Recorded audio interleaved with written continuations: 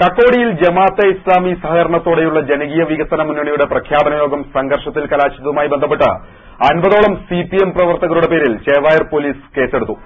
അക്രമം ചിത്രീകരിക്കുവാനെത്തിയ സ്പൈഡർനെറ്റ് cameraman CP അനൂപിനെ മർദ്ദിച്ച് camera തല്ലി തകർത്ത സംഭവത്തിൽ വ്യാപക പ്രതിഷേധം. ഞായറാഴ്ച വൈകിട്ടായിരുന്നു കക്കോടി ബസാറിനെ യുദ്ധക്കളമാക്കിക്കൊണ്ട് സംഘർഷം അരങ്ങേറിയത്. ജമാഅത്തെ ഇസ്ലാമി സഹകരണത്തോടെയുള്ള ജനകീയ വികസന മുന്നണിയുടെ പ്രഖ്യാപന യോഗത്തിനിടെ ഞായറാഴ്ച വൈകിട്ട് 5 മണിയോടെയാണ് കക്കോടി ബസാറിൽ സംഘർഷം അരങ്ങേറിയത്. കക്കോടി ഗ്രാമപഞ്ചായത്ത് കമ്മ്യൂണിറ്റി ഹാളിൽ സ്ത്രീകൾ ഉൾപ്പെടെ 200ഓളം പേർ പങ്കെടുത്ത യോഗത്തിനിടയിലാണ് സംഘർഷം നടന്നത്.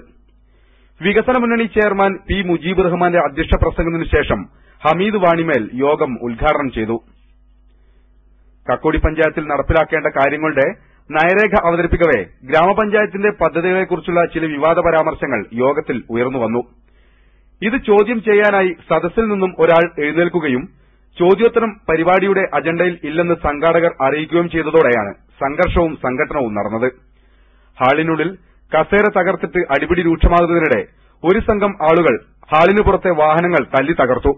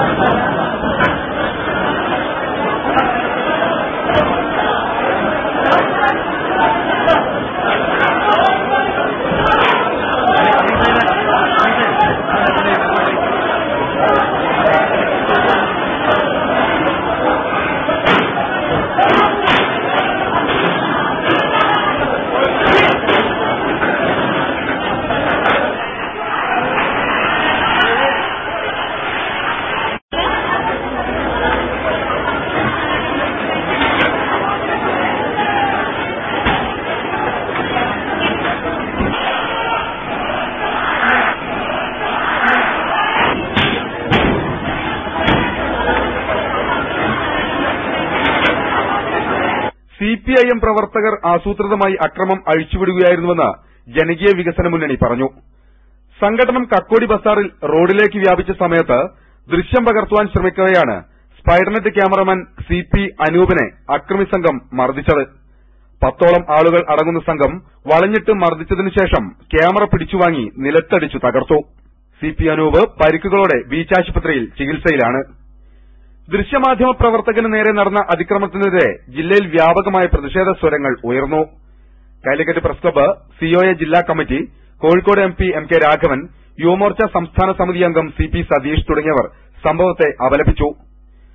സ്വതന്ത്ര ആവിഷ്കാരം നടത്താനുള്ള മാധ്യമപ്രവർത്തകരുടെ അവകാശത്തിനുമേൽ സിപിഐഎം നടത്തുന്ന കടന്നാക്രമണം ഇവരുടെ അസഹിഷ്ണുതയാണ് വ്യക്തമാക്കുന്നതെന്ന് രാഷ്ട്രീയ സാമൂഹ്യ സാംസ്കാരിക രംഗത്തെ പ്രമുഖർ പ്രതികരിച്ചു. സംഘർഷ സ്ഥലത്ത് വിവരം ശേഖരിക്കുവാൻ ശ്രമിക്കവെ special branch ASI Faisal, SSB ASI Unniraj എന്നിവരെയും അക്രമി സംഘം വളഞ്ഞിട്ട് മർദ്ദിച്ചു. പോലീസുകാരാണെന്ന് പറഞ്ഞിട്ടും നെഞ്ചക്ക് അടക്കമുള്ള ആയുധങ്ങൾ ഉപയോഗിച്ചാണ് ഇവരെ ആക്രമിച്ചത്. എഎസ്ഐ ഫൈസലിന് മുഖത്ത് സാരമായി പരിക്കേറ്റിട്ടുണ്ട്. സംഭവവുമായി ബന്ധപ്പെട്ട് കക്കോടി ഗ്രാമപഞ്ചായത്ത് വൈസ് പ്രസിഡന്റ് എം രാജേന്ദ്രനടക്കം കണ്ടാലറിയാവുന്ന 50ഓളം പേരുടെ പേരിൽ ചേവായൂർ പോലീസ് കേസെടുത്തു. News bureau, Kakkodi.